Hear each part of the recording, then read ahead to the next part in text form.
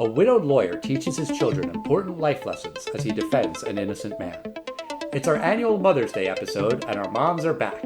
Carole Abramson and Rochelle Brief join us to discuss dog actors in the 60s, where witnesses are supposed to sit, and a realistic way to defuse a lynch mob. Then we find out if To Kill a Mockingbird stands the test of time.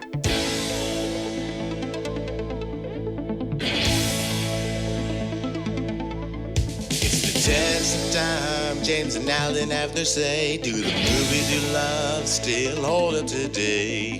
James says Gladiator with a glutton. Alan says as a father, blah blah. It's the test of time, James and Alan have their say. Do the movies you love still hold up today? Test of time, James and Alan have their say. Do the movies you love still hold up today?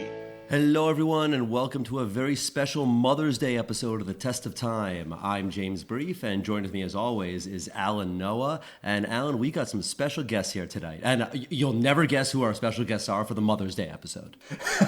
It's not really that much of a surprise, but I'm here with my mom, Carole Abramson. Hi, everybody. And you're there with your mom, Rochelle Brief.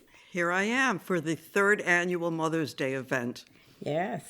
Yeah, I mean, it's become a tradition. It's something I look forward to. I think you do too, right, Mom? I do, yeah. Oh, okay, great. I hope you two do as well. Very much. Oh, yeah.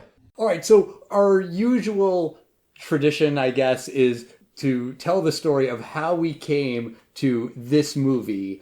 And I feel like it's not really that much of a story, at least for you, Mom, because when you threw that out there on the email back and forth of, oh, how about To Kill a Mockingbird, I was not surprised because I know that you love this movie. I do. And where does that love come from? I think I'm all partial to stories about fathers and families. And I mean, I just loved Gregory Peck in this movie as Atticus. Okay. And Rochelle, you were good for To Kill a Mockingbird. Is this a movie that you'd seen a lot when you were younger as well? Yeah, actually, I read the book in high school. I think the book came out in 1960, something like that. And I was in high school in the middle 60s, so it was one of the books that was on the hot bestseller list. I loved it. Everybody read it in high school, and it was the talk of the town.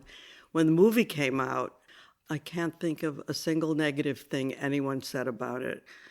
It was spectacular, and now I think it's a classic. I didn't realize that there was such a close window between the publication and the movie until looking into this film. And, you know, that's rare that you see something enter the zeitgeist so quickly that's that obvious. I remember when we were kids, Jurassic Park, everyone was reading it, and then they announced Steven Spielberg's making the film, and you see this once in a while, Harry Potter. And that's interesting that this resonated so much with the population. Do you guys remember, was the book like a sensation, or did the movie make the book a sensation? Or was it kind of a Twilight situation where the book was a sensation, the movie is a sensation? How does this compare to Twilight, Mom? Well, I don't know anything about Twilight. I can't compare. I think the book was popular on its own before the movie, don't you? Actually, it won the Pulitzer Prize. So Yeah. Right. Yeah, won the Pulitzer So Prize. it was pretty famous. What I can compare it to is like 10 years later when Godfather came out, when the book came out. Right. Everybody read that, and then the movie, just went crazy. The whole country went crazy over the movie. And the book was originally published on July 11th, 1960, and this film came out on December 25th, 1962. So, just think about the just making the film and writing the screenplay and just all the pre-production. And Harper Lee was not like a well-known famous author. She really came out of nowhere and then famously never published another book until right before she died. Oh, no, that came out after she died, didn't it? No, it was right before. It was very close to... Because I know she didn't want to. Well, there's different accounts of what happened with it, and I was listening to a podcast earlier where her friend was saying that she was okay with it and she did sign off on it. And the reports of her being taken advantage of aren't really true, but also she was very old and she hadn't read it in decades. And maybe if she had read it, maybe she would have said differently. But yeah, and it's kind of just like a first draft of To Kill a Mockingbird. It's not really a separate story. Yeah, it is. It is? It was a separate story. Did you read it, Rochelle? The follow-up, you mean? Go Set a Watchman. I did not read it. I didn't love it. Oh, okay. I was so disappointed in it. Yeah, I think a lot of people were. Yeah. But while we were kicking around ideas for this episode, there was beaches. Terms of endearment was floated as a strong possibility. And James, you weren't into it. Well, first of all, I know that these are like major tear fests, and like, do I want to voluntarily watch this? I mean, the podcast is fun. I don't want to, have a chore like that. And then secondly, I'm like, why are we picking films about mothers dying on Mother's Day? I think that's the major deaths in both of those films. I don't think I've ever seen Terms of Endearment, but I think that's who dies. I'm pretty sure that's who dies in Beaches, but I don't remember anything about To Kill a Mockingbird. All I remembered was that there was Scout, a daughter, and the dad, and it was some kind of falsely accused trial. But I was watching this film and I'm like, great, it's a widower, and he's going to talk all about the dead mother and how much she misses him. Oh, this is so expendable. Yeah, I mean, next year we'll do one of these, like, coming home to Mother's Day cross-country trips or something, something like that. I was kind of thinking that too. Yeah, I mean, like, of the movies we've done for Mother's Day, we haven't done a movie that's really about a mom, motherhood. Babe, I guess there was a little bit of, Babe missed his mom. I think you could make the argument that the dead wife / mother in this movie is a presence, or maybe her absence is very strongly felt. But the mother figure in this movie is Cal. Right. And you kind of said earlier, you like movies and stories about a father, and that is This would have been a great Father's Day movie. Sure. I think that's what people think about when they think of To Kill a Mockingbird. They think of Atticus Finch and this serious, very impressive, wise, fatherly figure. But, it's Mother's Day and you picked it, so that's good enough. That's all that really matters, right? Why don't we give our listeners a reminder of the movie just in case they don't remember what it's about. To Kill a Mockingbird centers around the Finch family. There's widowed lawyer Atticus and his children, Scout and Jem. The story is told from Scout's perspective, and it takes place in Alabama in the early 1930s. Scout and Jem befriend a boy named Dill, and the trio become fascinated with a reclusive neighbor, Boo Radley. Meanwhile, Atticus agrees to defend Tom Robinson, a black man falsely accused of raping a white woman, Mayella Ewell. At trial, Atticus clearly shows that Tom is innocent and that Mayella was very likely beaten by her father, Robert. Nevertheless, Tom is found guilty and is then shot when trying to escape police custody. Robert feels humiliated by the trial, and he later attacks Scout and Jem. Fortunately, the children are saved by Boo Radley, who has been looking out for them. So I don't need to ask you if this was a hit, James, because I know that just like the book when it was released was a smash hit, so was this movie when it came out 2 years later in '62, right? Oh yeah, the film had a $2 million budget and made or 6 times its budget, $13 million domestically. It's made tons of money, and this is one of those books that Al, I assume you read this in high school. Like I did? Yeah, definitely. I mean, kids today are still reading it, and you will still hear To Kill a Mockingbird is being banned, and it makes people uncomfortable. And this is a film that is still relevant. I guess, unfortunately, still relevant. It was nominated for a ton of Oscars. It's beloved today, and it's in the AFI top films. And I don't think there could be a better star than Gregory Peck. No. He was just so perfect for that role. He's respected, he's humble, and he's the best father. He still today, I think, is a role model for anyone. Anyone who sees that picture sees him as a role model. Yeah. I didn't want to see it when it was on Broadway because I thought he did such a good job with it. But I understand Jeff Daniels was fabulous, too. Right. That was like right before COVID, I think, right? Yes. And Gregory Peck, off the top of my head, I can't think of another movie he was in, another role he played, and part of that is Your age. Exactly, yeah, the generational gap there. But he is very closely associated with this role. People said that he never played a character that was more like him than Atticus Finch. Like, this really was close to his personality, and it did apparently really affect his life. He became very good friends with a lot of the actors. He was close with the young woman who played Scout.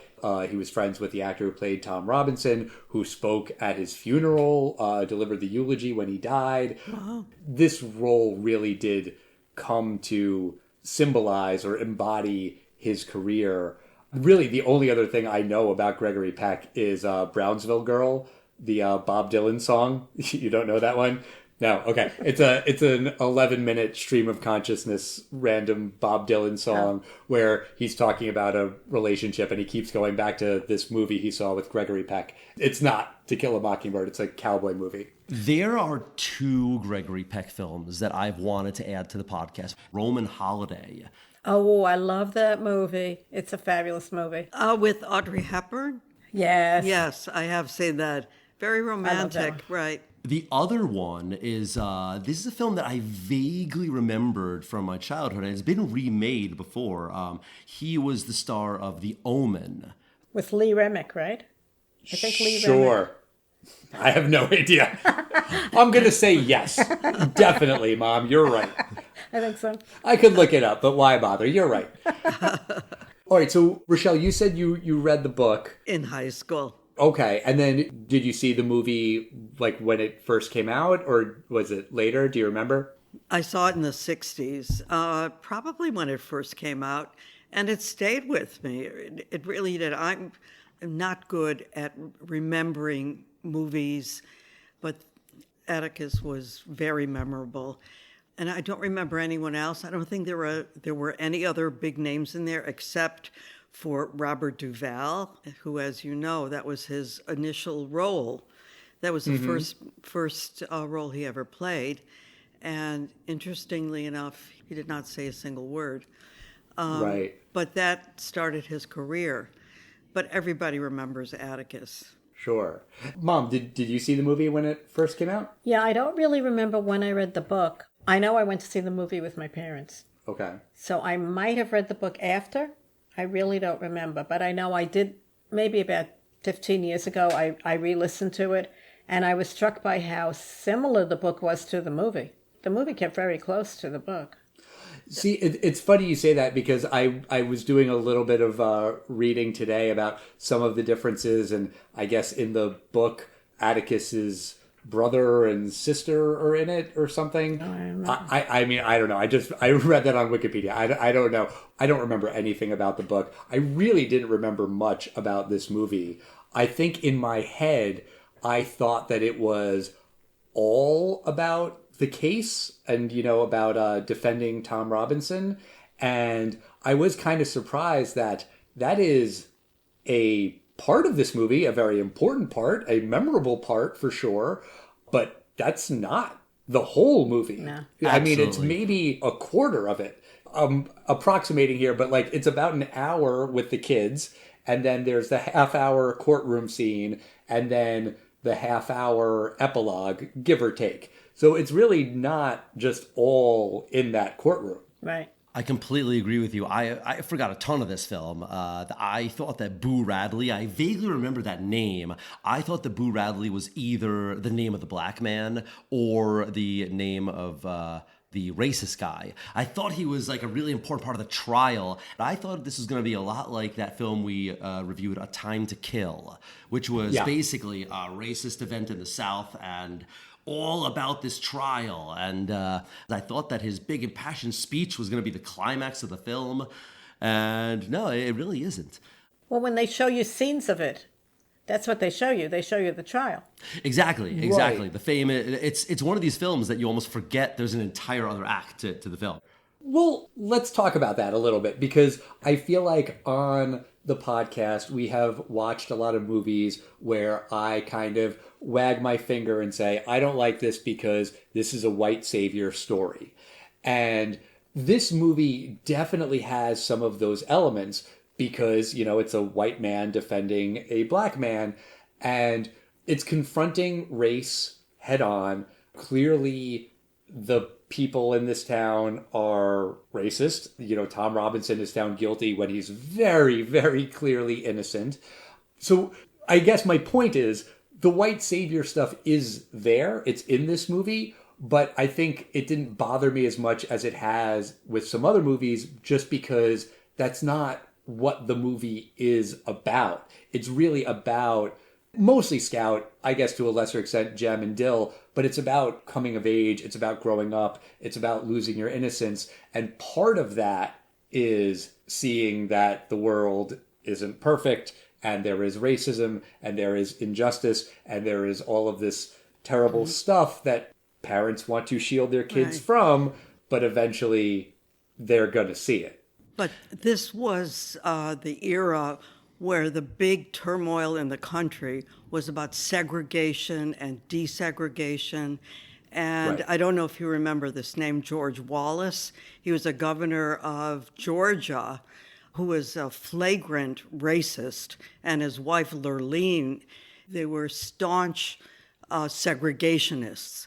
And, this is the time when the country was very innocent, was just after the 50s, the Eisenhower times, before the assassinations of Kennedy and RFK. And it was the beginning of the civil rights movement. All we talked about was segregation. And you can even see that this movie's like a time capsule.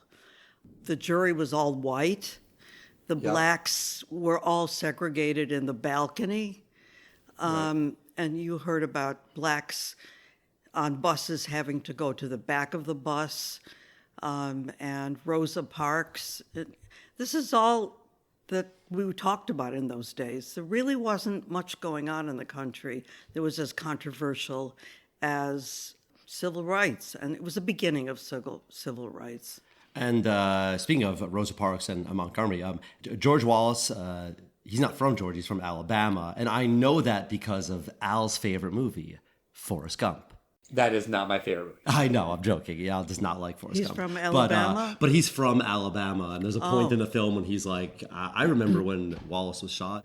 Let me ask you about the dog scene. What I'm talking about is the kids are at home and there's a dog down the street. Cal, the black woman who is there helping with the kids, she calls Atticus. Atticus comes and he's apparently a very good shot and he kills the dog. How did you interpret that scene in terms of like the big picture context of the movie? Well, immediately it was that he became cool in Jem's eyes because he had this fabulous talent that he could shoot. He was a great shot. And he was very humble about it.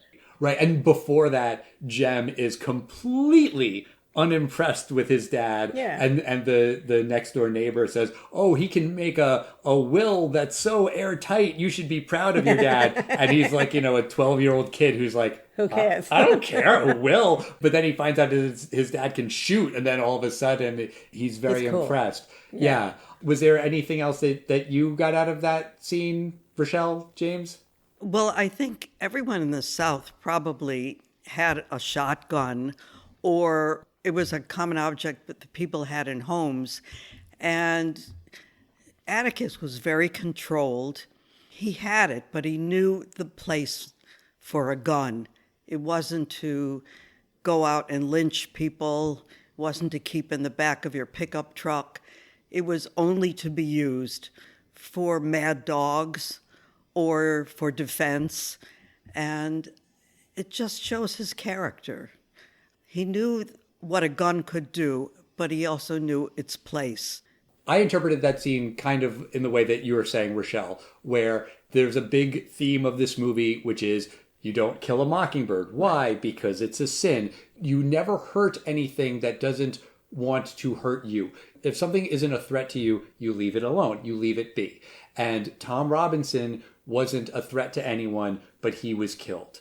And a mockingbird isn't a threat to anyone, so you don't kill it. And then at the end of the movie, when Robert Ewell is a threat, then it's okay that Boo Radley killed him. So I think that the scene with the dog kind of plays into that, right? Like this dog is dangerous and it needs to be put down. So that's why it's okay to shoot it. The thing that I just don't think really worked in that scene is the way it's shot. The dog is seen so far away. At no point did I ever feel like that dog was scary. It just kind of looked like a stray dog. And I mean, I get it. It was, a movie made in 1962. There weren't special effects like we have today, but there were dog actors in 1962. There were people in Hollywood who did that. They could have made a very, very, very good boy just kind of snarl and look really dangerous and get a close-up shot. I think that would have just made that work a little bit better. Because just the way it's filmed, it's like, oh no, there's a dog down the street. Oh, well, I have to kill it. I was like, wait, no, you don't have to kill it. So I think that the meaning is a little bit lost, or at least it was to me. I also got the sense that that dog could charge at any second because Calpurnia said, kids, get in the house right now. She hid them behind her. I thought the dog might have been a little unpredictable. He was far away. He was like spinning in circles, kind of, right? I still had a sense of danger. Yeah. I think it was probably more from Cal saying that it was dangerous than seeing that it was dangerous, which should have had foam come out of his mouth. Exactly. I think they could have done that in 1962 in black and white. I think they could have done a little bit better, but that is a very small, nitpicky thing. And also just kind of going back to what you were saying, Mom, about Jem and the gun and everything, it kind of leapt out to me as a father of a teenage boy, when they have the other boy over for dinner, the boy who's starving, who is like ravenous. He says that he's eating skunks and rabbits and he hasn't had real food to eat. And then he says that he has a gun. And then Jem is instantly jealous of that kid. Like, you are so much better off than this kid, but he has a gun. Right. So he's jealous. And that definitely made me think of my son Eli. He'd be embarrassed if he knew I was saying this, but that there's always something to be jealous of. It can be something silly, something small, but there's always going to be that one other thing that you don't have that you wish you had. And Dad, you're so mean. How come you don't let me have a gun?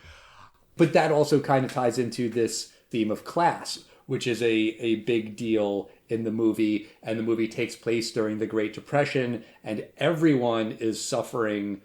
Atticus is too. I mean, he's a lawyer. Great. He's a lawyer in a small town. He's paid in potatoes. Yeah. Hickory nuts. And he even says the guy brings whatever he can. And obviously he's not getting $800 or whatever the equivalent is. He's not getting his full billing's worth. He's taking what he can because he's a mensch. He's a good boy. But I do love when Scout asks Atticus, are we poor?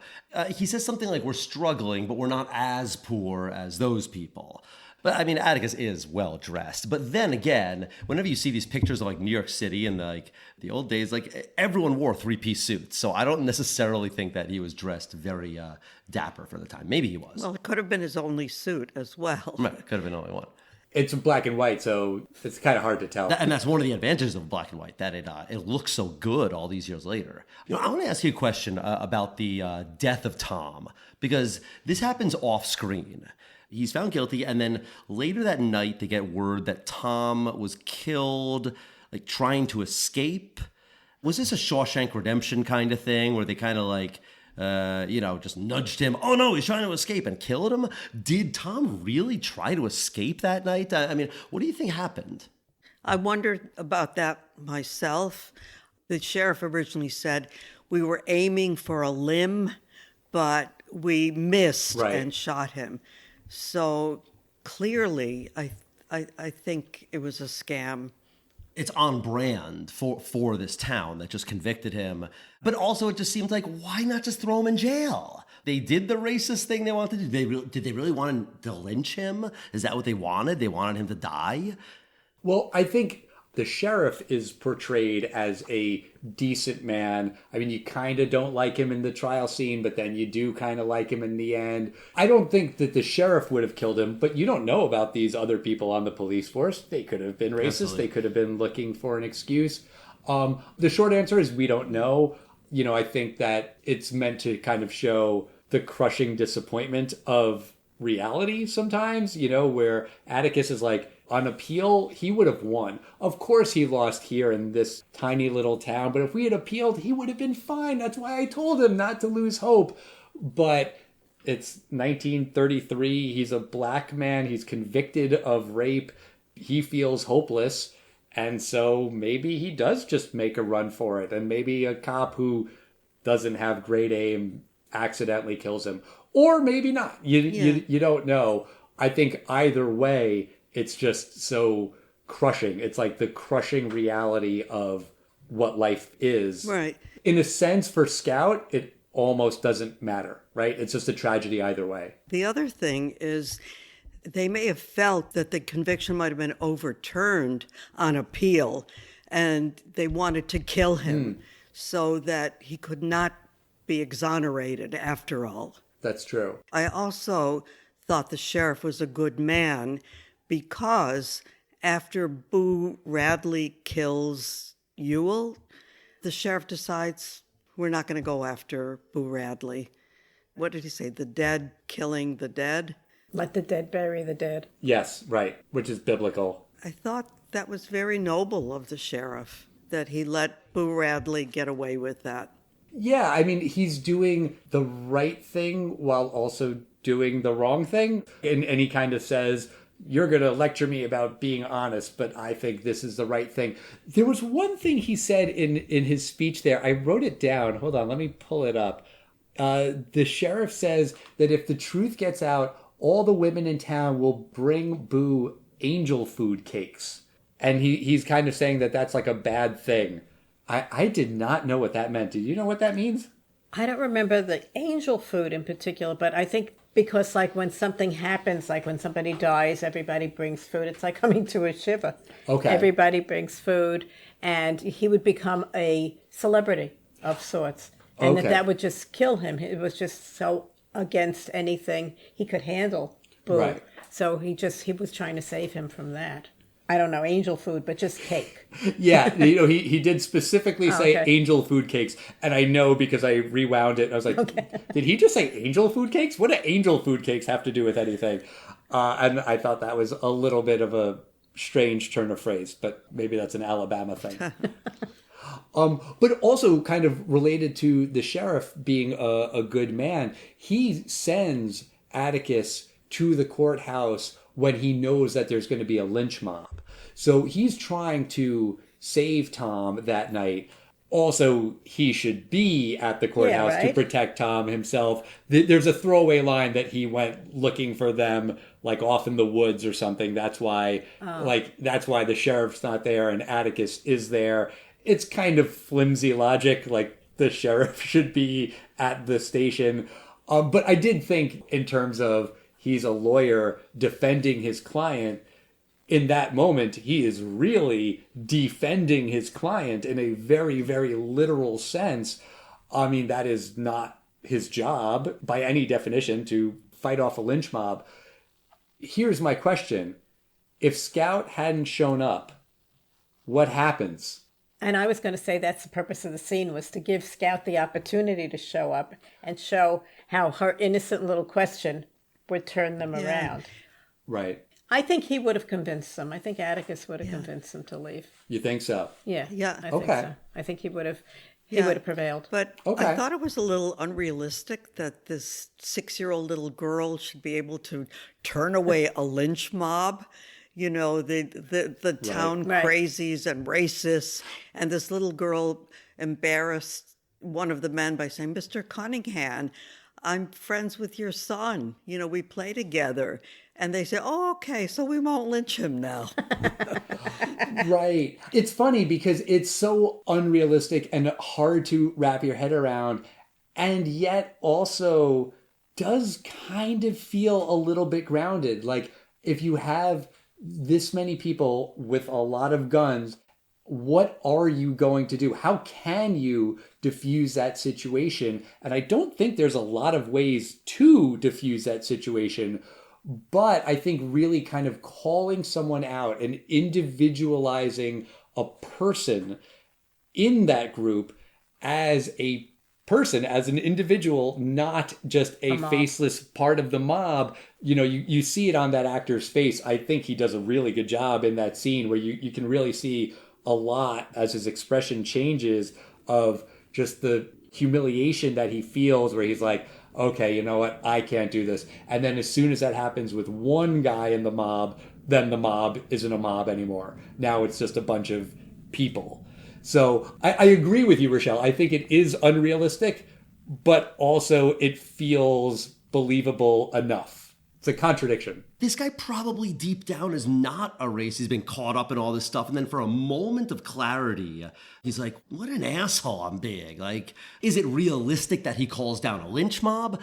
Maybe not, but is it realistic that this guy actually gets a moment of clarity when just a little kid says something? Because you're right, Al, there's almost nothing that could stop that mob except a kid doing something really unexpected. And it wouldn't have worked either if this guy really had an absolute black heart, because he'd be like, yeah, you play with my kid. That's okay because you're white, Scout. Speaking of these kids, one question that I had is, why did Yule come after them at the end? Why did he try to attack them? Why did he beat up Jem and break his arm? I couldn't understand, what was the revenge for? Or why did he do that? I guess he figured it was the best way to hurt Atticus. That's what I think. Right. And that scene also has my absolute favorite prop of this whole film. Scout's costume is amazing. I mean, does it remind you of Lisa Simpson as Florida? Oh, yeah. It looks like it's incredibly heavy. I mean, it practically saved her life. I mean, it shielded her from the attack. Yeah. So this thing was a tank that she was walking around in. I love that costume. Yeah, and I think that is right. Yule, whose full name, they say in the courtroom scene, by the way, is Robert E. Lee. Yes. But he's embarrassed. Atticus embarrasses him because to anyone who's there and is paying attention, they now know that he is a drunk who beats his daughter. And maybe people knew that before, but now it's out there in the open. And even though he's never going to be convicted for that, he feels embarrassed. He goes over to Atticus. He spits in his face. That doesn't bother Atticus at all. So he goes after his kids. That's an awful, horrible, terrible thing to do. But he's an awful, horrible, terrible guy who beats his daughter. So why would anyone attack a kid? To make themselves feel like a big man, I guess. He's punching down. That's what it is. He's attacking someone weaker than him because Atticus doesn't flinch. And there's something about this film I have to ask you, Al, because it has a voiceover, it has a narrator. The narrator is Scout. However, the narrator is an adult Scout. Mm-hmm. I think it's supposed to be autobiographical. I think Harper Lee had that childhood. Her father was a lawyer. Oh, really? Yeah. Yeah, who defended a black man who was wrongly accused of something. I don't think it was rape. Oh, I don't know. Yeah, I read it earlier, and I'm completely blanking on all the details. But there was definitely some autobiographical stuff in there. To answer your question, James, the voiceover here is not the world's worst. I don't really think it's terribly necessary. A lot of it is just setting the scene. It was really hot that summer, so hot that you could see the heat coming off of the heat. Okay, yeah, we get it. It's hot. Yeah, but the Atticus spent the night with Jem, and I knew he'd be there in the morning. I love that part. Right. No, that part's sweet. There's also a couple times where the voiceover does really, really blatant foreshadowing, which I hate. Because good foreshadowing is when you don't even know that it's foreshadowing. And then later you're like, oh, now I get it. Like when they find all of the trinkets that Boo Radley has left in the tree trunk, or after Jem shows it to Scout, the voiceover says, well, we wouldn't talk about Boo Radley again for quite some time. Like, oh, okay, thank you. You didn't need to tell me that. And then when they're on their way to the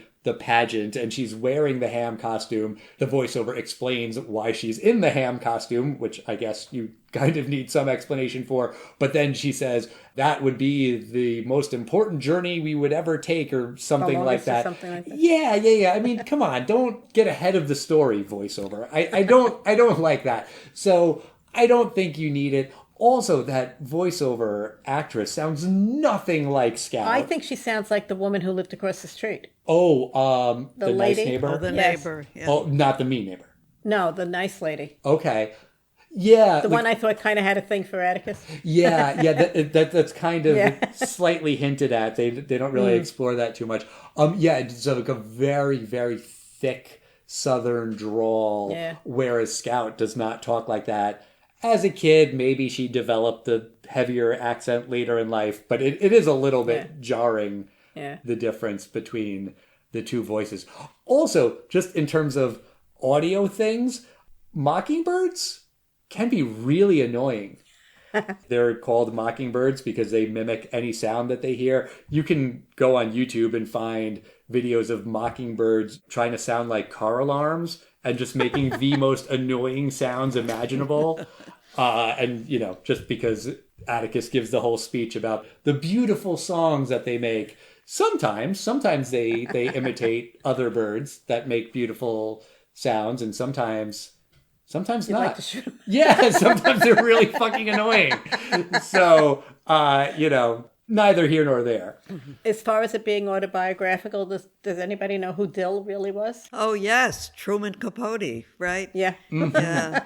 Apparently they grew up together, Harper Lee and Truman Capote. Yeah. And she helped him write In Cold Blood. Right. And he was going to write a book about a character that was very Boo Radley-esque, because that was also autobiographical. There was a reclusive neighbor down the street from them, and then he read To Kill a Mockingbird or saw the movie and was like, no, okay, she already got that character. I can't beat that. Yeah. But yes, they were very good friends. Although then they did have a falling out, apparently. Yes, because something with In Cold Blood, I don't think he gave her credit or something. I thought it was that he was jealous about the Pulitzer that she maybe. won or something. He didn't win and he felt jealous. But it definitely seemed like they were very close friends for most of their lives. Could we discuss my favorite scene in the whole movie? Yes, please. Take a guess. I don't know. What's your favorite Is scene? it the kids rolling down in those tires, which was awesome? I love that. Mom, did you ever do that? No. That game looks so dangerous and so I've fun. never seen that before. Of course, that's your favorite moment, James. No, what's your favorite moment? Stand up, Miss Scout. Your father's passing. Oh, yeah. I did read something that apparently Gregory Peck said, in his opinion, that was the moment that got him the Oscar, that he felt like that was just a really powerful moment in the movie, even though he doesn't really do anything. It's just kind of him walking out. And I was a little surprised in that moment that he doesn't look up at the balcony and he doesn't acknowledge them. That was his humbleness, I think. See, I kind of interpreted it that he couldn't face them because he had failed. Like Maybe. that he knew they were there and he knew that they were standing up and he couldn't bring himself to look at them because what do you do? What kind of face do you make in that situation? You can't smile, you can't frown, like maybe he's just better off not looking. But yes, that is a very powerful emotional moment. I also thought that the moment when Jem and Scout are talking about their mom, I thought that was really emotional and almost surprising in just how simple the dialogue is, because it's just, Scout saying, was mom pretty? Yes. Did you love mom? Yes. Did mom love me? Yes. It's two kids talking. There's not a lot in there. It's very simple dialogue, but it's realistic, it's childlike, and that got me. Mm-hmm. That really got me. Well, I think the first half of the movie is through the child's eyes. Yeah. Playing outside, going to school, running to the courthouse. These were kids. This was summer in the South for a kid. This is how they spent their time. Yeah. Those kids were fabulous actors. They were, They really were great for two little Very kids. good. They didn't do much after that. No. Yeah, they kind of did this and that was it. And they didn't get along at all, apparently. They would I read all these little childlike teasings that they would do. They make faces to each other, trying to make them break on when they're on set. I think that's cute. Yeah, they're little kids. What are they going to do? All right, well, let's find out what we think about this movie. Mom, I'll ask you first because I went back and listened to Babe, and I asked you first last time, Rochelle. Okay. I'm trying to be diplomatic about it. But Mom, tell me, do you think that To Kill a Mockingbird stands the test of time? Absolutely. And like you said at the beginning, James, unfortunately, in a lot of ways. But yes, it does. Because of the racism? Because of the racism. That's the unfortunate part. But just, I think because if you get back to the father and the children, that's timeless. Okay, not surprised by your answer. Rochelle, what do you think? I think in a naive way, there's a lot you can learn from that picture. You know, you can learn respect. I mean, look at the respect that the town had for Atticus. Even the black families respected him. The kids respected their adults. Yes, ma'am. No, ma'am. Yes, sir. They all spoke so politely. They had good manners. But I think Atticus is really a role model that's classic. It stands the test of time. James, what do you think? Does the movie stand the test of time? I mentioned earlier that I totally forgot about entire parts of this film. I remembered Atticus, and of course I remembered Scout. I had zero recollection of this character, Jem. And I have to say, I don't think there's a real point to him existing. I mean, I guess you have to find some other way that, you know, someone else to be attacked while Scout's being attacked at the end, but he doesn't add much to it. But this film is an absolute classic. It's a dialogue-heavy film. It could be a play. It could be remade, but it just doesn't need to be remade. And for that, I think the film stands the test of time. The way it is, black and white, 1962. No changes really needed. What do you think, Al? Do you think To Kill a Mockingbird stands the test of time? Tough question. Yeah, of course it does. This is a brilliantly made movie. It's a wonderful story. It is heartbreaking about how some of the elements do stand the test of time. The way that Atticus talks about the courts and the justice system in this country, and he is so steadfast in his belief in how it is just and fair, even when he knows that it isn't going to be. I wish we could say that that's not the case anymore, but we know that the system doesn't always work the same for everybody. All that shit, unfortunately, does stand the test of time.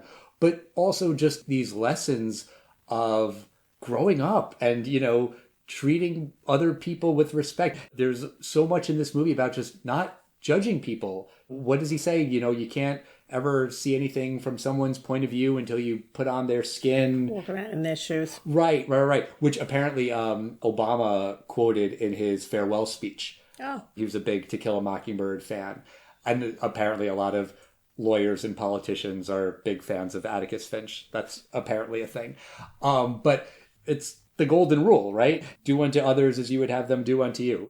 In a lot of ways, it's a very basic theme, but it is powerful. It is delivered in a way that's not preachy. You know, you don't feel like you're being lectured to, even when Atticus is literally lecturing to his kids and imparting wisdom to them.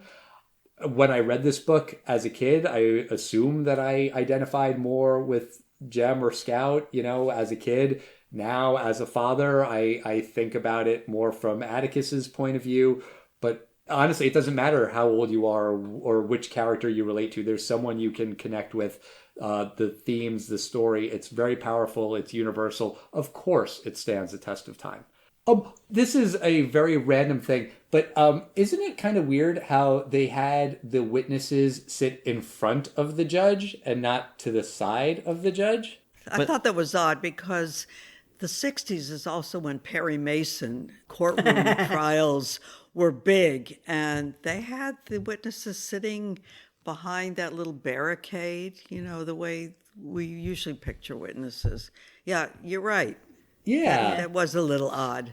I mean, it's a small detail, and apparently they built that set to look exactly like the courthouse from the town that Harper Lee grew up in, and they had to recreate it because when they made this movie, it was many decades later, and the courthouse was in disrepair, but it really looked just like it, and it was a very realistic set, and everyone was very impressed with it, and blah, blah, blah, blah, blah. Yeah, I'm used to the judge turning to their side to look at the witness and say, now you remember you're under oath, or whatever that I've seen in TV shows and whatever.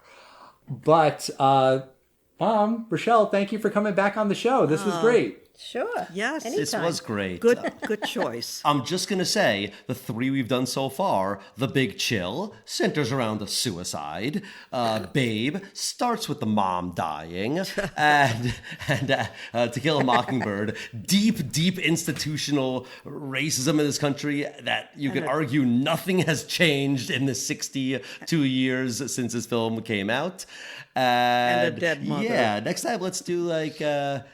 Meet the Parents or something. Something more lighthearted, Well, Rochelle, you had the idea that we should do the 10 Commandments next year for Passover. I'm down for that. I mean, that sounds like a change of pace. We don't only have to have you on for Mother's Day. We can have you both I on. want that sweatshirt. Okay, all right.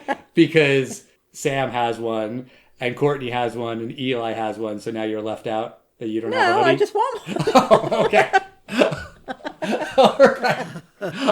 I assumed it was a jealousy thing. No. You just want the hoodie. Okay. Yeah. All right. Well, thank you again. Happy Mother's Day, Mom. Thank you. Happy Mother's Day, Rochelle. Yes, Thank Rochelle, you. Happy Mother's Day. Thank you. You too, Carole. Thank you. Thank you. James, wish your mom a happy Mother's Day. Happy Mother's Day, moms. Thank you. That's going to do it for us this week. Next week, we're going to be talking about Top Secret. I've never seen it, and I've always wanted to, so why not? Let's watch Top Secret. Have you ever seen the film Real Genius, Al? No. Okay, because I mixed both of those films up. So we're going to find out which one is Top Secret. Right, and actually, I'm mispronouncing it. It should be pronounced Top Secret. That's right, there's an exclamation point. Until then, we want to hear from you guys. We are at Test of Time Pod on Facebook, X, Instagram, and Threads. You can send us an email to testoftimepodcast@gmail.com. I don't know about you, Rochelle, but my mom's not on social media. No, not either. Well, then, if you say something nice about our mom, we will pass on the message. It'll take a little longer, but it'll be fine. They'll get the message. And happy Mother's Day to all the moms out there. And we'll see you next time, everybody. Bye. Bye.